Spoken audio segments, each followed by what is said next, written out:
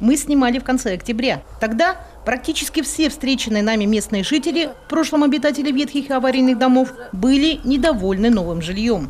Оце ж вона обіцяла, буде магазин, буде аптека і буде той медпункт, тому що тут Дороніна, це все, Дороніна. От. Тому що ми ж там почти самі старики вже оставалися. Сами видите, в принципе, ни дорог, ничего тут зимой не чистят, летом не убирают, как бы. Воды нет, вот. Утром нет, вечером нет, по выходным вообще нет. Кинули, бросили. Что? Никому ничего не надо.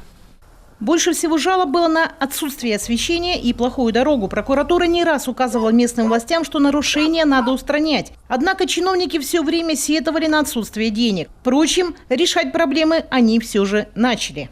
С освещением, вроде бы вот как поставили по Бродвею, нормально стало.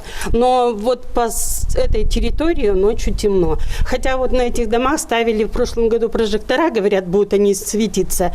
Но прожекторы в темное время суток пока не горят, а из источников освещения дворов лишь одинокие лампочки над подъездами. Зато рядом, возле домов, бетонные столбы с проводами, но без плафонов. 26 уже октября 2017 года получены технические условия на осуществление технологического присоединения к электрическим сетям акционерного общества «Коми коммунальные технологии».